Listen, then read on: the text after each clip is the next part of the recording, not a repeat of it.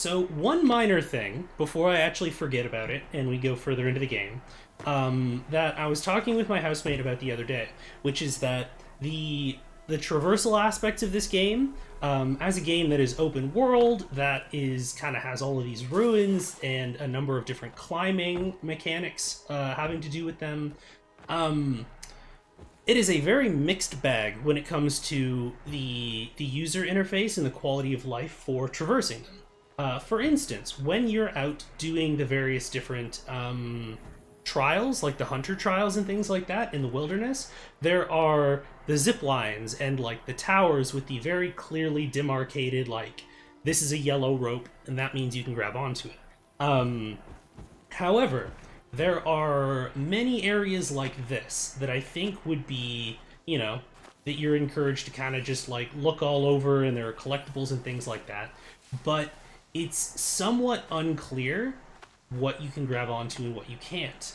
Um, there are, like, obviously it's not yellow demarcated, but also things like just kind of the rust, the nature of the sun in terms of the different times of day and the lighting having to do with that can make it a little bit difficult to kind of parse what is where and what counts as something that you can grab onto proper. Like, this would be a perfect opportunity right here. These little rungs, and I can kind of like hop up them, but there's an invisible wall on them. And that wouldn't necessarily be a problem, except for the fact that there is. Oh, is there? Oh, no, it's another blaze container. All right. That there are several areas that are vantage points that involve you crawling up ruins.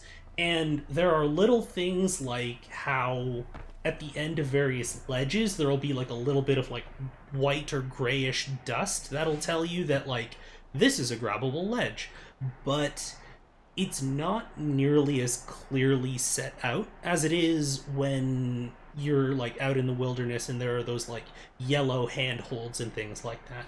So I would be very curious to speak with someone at Guerrilla Games and be like, okay, so was it like a matter of this part of the team was working on this and this part of the team was working on these ruin environments, and it was like a left hand not talking to the right thing? Was it the ruins were done later on, and so there was a lot more of like a there was a lot more of a time crunch, and maybe they didn't get to kind of like revise them and refine them to quite the same degree? Because, it's one of those things where when something like that is kind of such a mixed bag in a game that is very outstanding in a number of other different areas, I don't like to assume I like to assume competence, because they've clearly made a remarkable game. It's incredibly well received. It's sold incredibly well. It's sold well enough to have like its DLC and its complete edition versions all sold and things like that. So clearly, these were some very knowledgeable and very skilled people who made this game. Um, like, this is an invisible wall. I would never know that that's an invisible wall.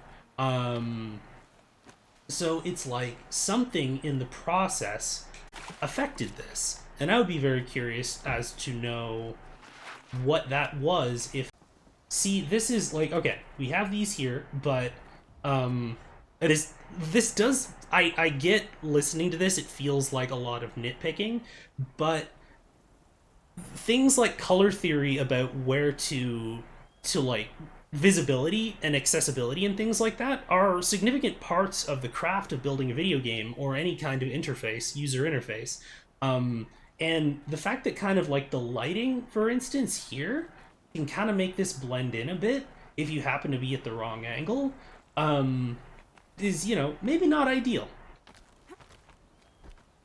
It makes the climbing portions maybe feel a bit more scripted than than an open world free running game would like it to be. I keep comparing this to Far Cry, specifically Far Cry 3. And the reason for that is that Far Cry 3 did an exceptionally good job. Okay, I think I need to go. It did an exceptional job of having most every combat surface be grabbable, hangable, climbable. You can mantle up on it if you're close enough, and doing a lot of things having to do with that. Um, and so the unfortunate kind of scenario that Horizon Zero Dawn finds itself in is that that is a game that did an exceptionally good job, or I should say, the devs did an exceptionally good job with that. Um, and so, unfortunately, it kind of draws that comparison in my head. It's like, it's interesting because this is an issue that I ran into on several occasions with Ori and the Blind Forest, which is that this game is absolutely gorgeous. But at times it trades off being absolutely gorgeous with um, approachability, or at least clarity of communication of its various different gameplay elements. So you have all of this moss and this amazing, like the god rays from the lighting that are absolutely breathtaking, and those look amazing, and the way that those change over the course of the day. But those kind of dynamic attempts to make things feel like a real world experience and really kind of draw you in, um, maybe butt heads with the principle of designing gameplay that says that the various different indicators that X means that you can interact with this gameplay element. Or okay, let me do my whole formal logic thing consistently.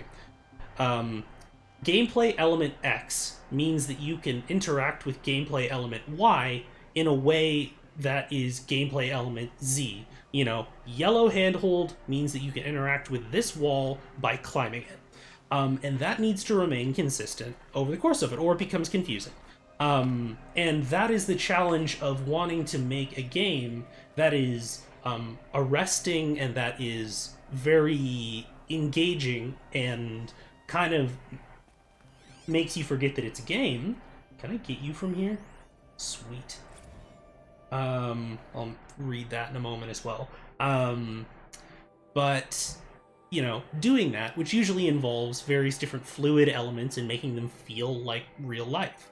But then also having these consistent interface elements that allow you to not get frustrated, or that allow you to know that no matter the shifting circumstances of your situation, you can always interact with gameplay element X using gameplay element Y in a way that matches gameplay element Z.